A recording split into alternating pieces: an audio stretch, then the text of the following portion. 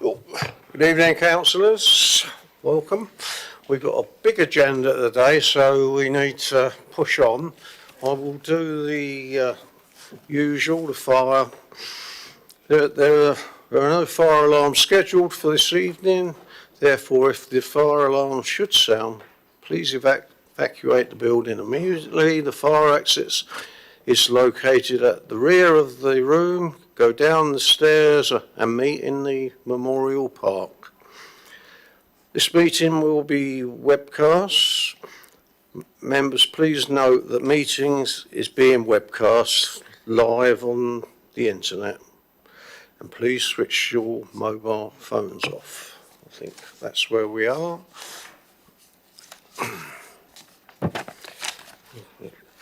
Right, apologies for absence. We've got Councillor Ganesh, and there's only one. Is there any more? I don't think. We've only got one. So we've got that. Declaration of interest. Has anybody got a declaration of interest? Very interesting. I'm looking. I forgot his webcast. Urgent matters, there's none. Minutes of last meeting on November the 4th, 2024. That doesn't sound right, does it?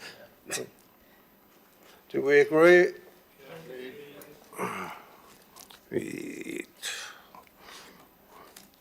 Right. Item 5, approve the draft sex establishment policy and consultation. Sorry, if you don't mind. I didn't want to ring the bell. I don't know how you start. Yeah, there you are. Good evening, councillors. This policy sounds a lot more interesting than it actually is in practice. We currently have no sex establishments within the borough. If you've read through the policy that was sent out beforehand, there are 3 types of sex establishments. There are cinemas, which there are about 2 left in the country and are more historical curiosities now due to the availability of porn, which is what they used to be used for. Sex shops. We still have sex shops, but not in our area. The development of additional sex shops has declined due to the marketplace, again, moving online. And sex establishments, historically, we had lap dancing and topless bars. The area of sex establishments has changed in the last 10 years and is now moving towards the development of what's known as kink areas within multi-layered licensing establishments. They're generally the basement area and they are for particular fetishes, and the only ones that have been opened in the last 10 years are in the London area. This is a shared policy with Hart, so because they're slightly ahead committee date-wise than us, it's already been to the responsible authorities who have reviewed and have no comments. And so it will be going out for public consultation from the 10th of February in case any of the residents of Basingstoke wish to make any comments on the policy. There is one amendment, and I can't remember what page it is. I've written AM and PM the wrong way round, which hasn't been corrected in this document, but will be corrected before it goes out for public consultation. Thank you, Emma. Is there any questions? Simon? Sorry. Thank you, Chair. It's always difficult to read a paper, isn't it, when actually our local experience sort of comes to the sum of 0.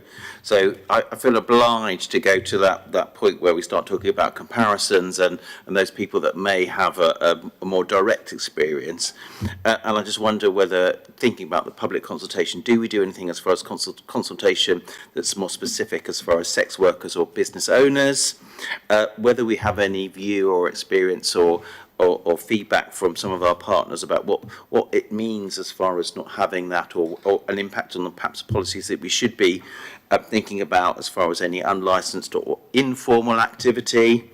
Does it also have an impact, just thinking about the statement about things going online, because that often means that things go a little bit more under the radar and difficult to spot, and just thinking about, trafficking and exploitation.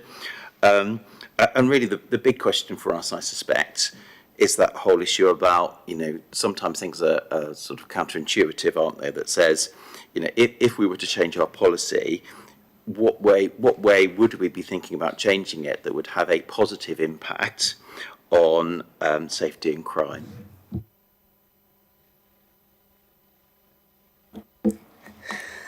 Okay, so each of the policies we do a full EIA, which is an equality impact assessment, which will be available on the website along with the consultation.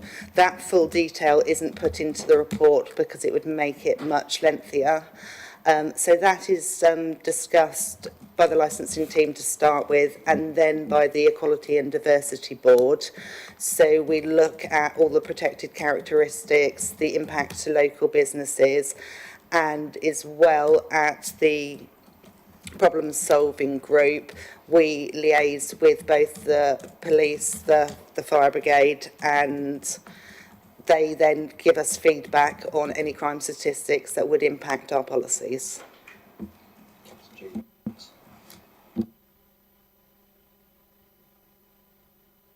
To come back at all? No.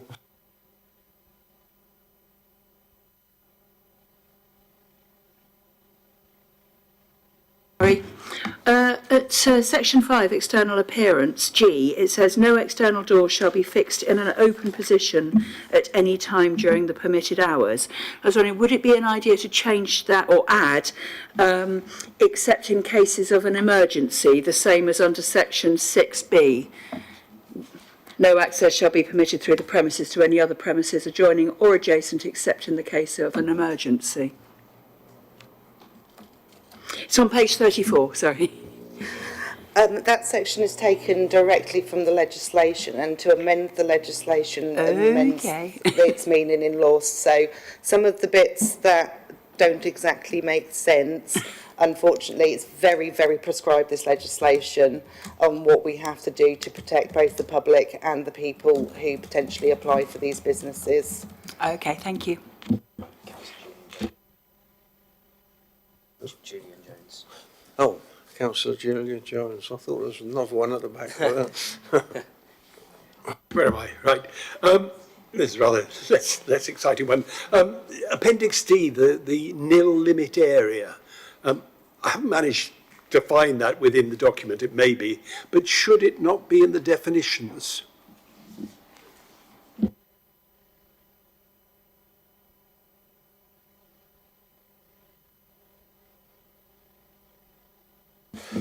Councillor, if you turn to page 43 in your papers, you'll see that there is a map that shows the nil limit area within Basingstoke. It's one of the areas where we differ between us and Hart. No. There's no such area in Fleet. It was because of the map that I was asking the question. What does nil limit mean? What it says on the tin, you're not allowed any. So we would not licence any sex establishments within the area demarcated by the map. Oh, so we can only licence places outside that area? Yeah. Correct. All right, okay.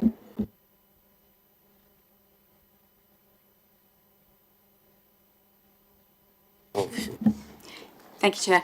I have a couple of questions, and it might be that they would be better within some sort of consultation submission, in which case tell me so and I'll put them in writing and that's fine.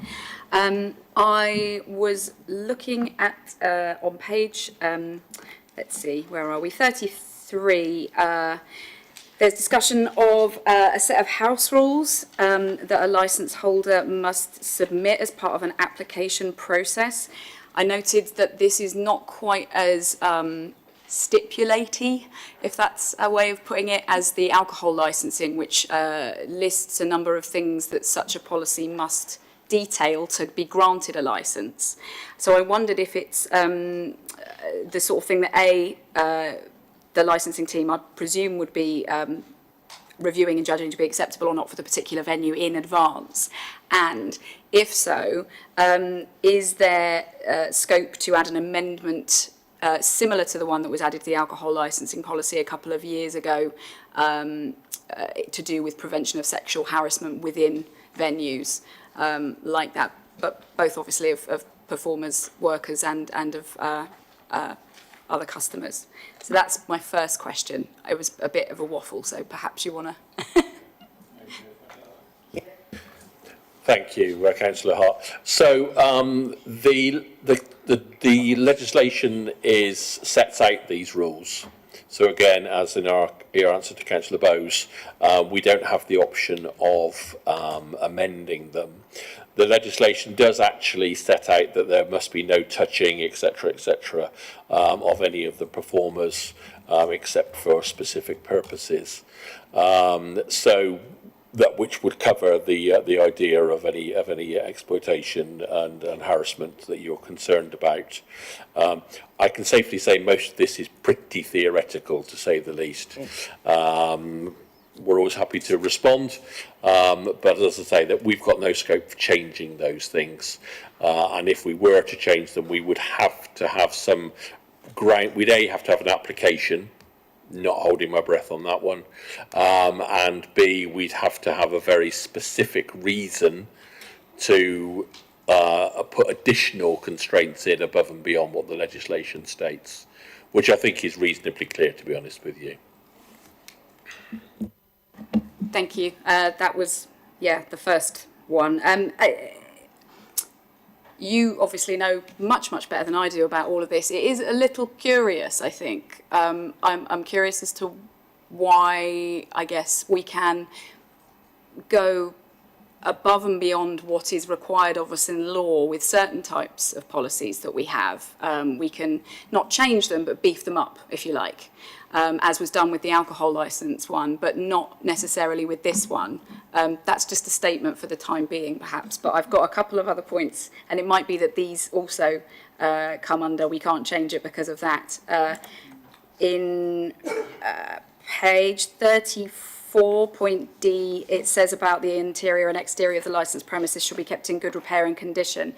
Something that occurred to me is that could we perhaps add a requirement there for external lighting and CCTV? There doesn't seem to be any mention of any onus of that being on the licence holder. So my assumption is that it would rely on the street lighting being adequate. And of course, when you're coming and going from places like that, and depending on where you are and what the local area is like and the maintenance of it, its lighting and cameras aren't always on point. So that would be, I guess, another example of something that could be above and beyond what's there in the legislation. Your points are well made, Councillor. The issue here is that, again, just as in the licensing one, which I think was a good example, it is possible to add additional constraints in, but you have to have a justification for those, and that would have to be based upon the application and its nature. So if, for example, yes, you felt that, we had an application and it was in an area where street lighting, say, for example, wasn't particularly good, then that could be raised at the point of consideration by the committee, which it would be, and additional constraints could be imposed at that time if those were not already covered by the legislative requirements. There's certainly a case that where any such establishment would have to be consulted with, say, the police, and it is highly likely that they would require those type of considerations. The fact that they're not built into the legislation is purely a function of the age of the legislation. Okay, thank you very much. I do have a couple of other points, but it may be that they also fall foul of this same overarching point, so perhaps I'll put those in an email. But it was mainly to do with certain bits of policies that a licence holder would need to put in place.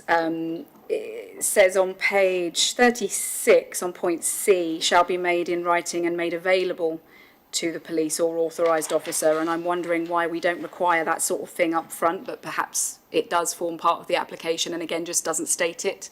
Nod, thank you, that's fine. And I had made a note on that time discrepancy, but I think that's the AM/PM thing that you might have been referring to on page 37. A minor typo. Yes, that's fine. I did think that was some weird hours there for a business that usually is a nighttime thing. Then, that's all. Thank you very much. Councillor Catcher. Thank you, Chair. Just wanted to ask you, does this policy cover any establishments that are maybe being used for these sort of services, but with a different front, like, I don't know, a hairdresser or a masseuse or etc., to stop them using that sort of front? I think it's probably a fairly well-known fact that there are some premises that may offer a little more than is advertised on the front, but those premises are doing so in a very illegal context. These premises, by definition of the fact that they are licensable, tend to, if they exist within your area, are licensed, and they can therefore trade without hinder or any need to be more undercover than they might possibly be. The licensing situation is open and transparent, and therefore, why would you attempt to run something that was legal without doing that? The cost saving would be minimal compared to your risk of criminal activity. If you're running a house of ill repute, which is distinctly illegal, then yes, you would have reason to operate under a front. But for these type of premises, no, they can exist legally and have permission to do so. Councillor Simon Bowles, Midas Bowles. And I suspect I'm have the requirement to just think about an urban myth that I've heard on a couple of occasions, is that there are some activities that are named very specifically, like pole dancing, and I think that's translated in lots of people's minds that I've heard that says actually that means if somebody wanted to run a pole dancing themed exercise class, that it becomes one of those activities that needs to come under this policy. And I just wanted to clear that up because I have heard that several times in this borough. Yes, I think you can say that the licensing team wouldn't be very interested in a pole exercise class.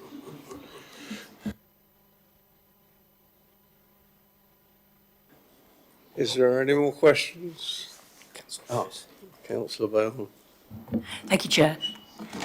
Sorry. Page 22 at 7, location of licensed premises, 7.1. It says about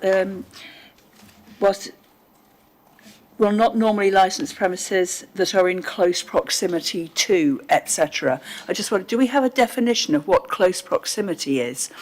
Thanks.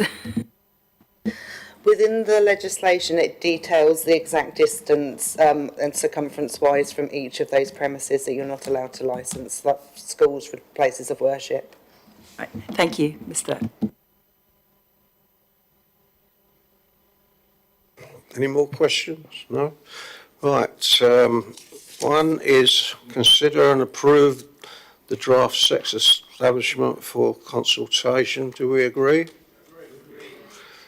Delegate authority to the regulatory service manager in consultation with the chair of the licensing committee to make any necessarily minor alterations, typos, corrections to the policy before it is published. All agree?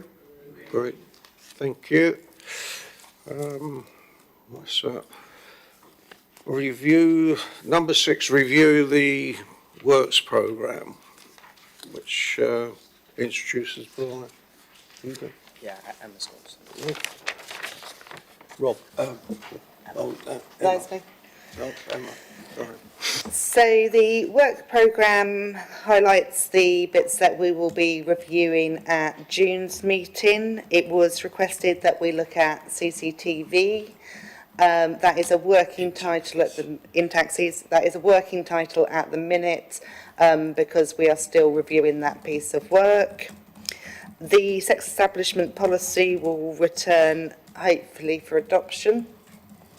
The internal licensing enforcement policy will come to that meeting, and the tables and chairs or pavements licences will be pushed to the November meeting as we're still waiting for a decision from central government until to which legislation it's going to sit. Have we got any questions on that? No?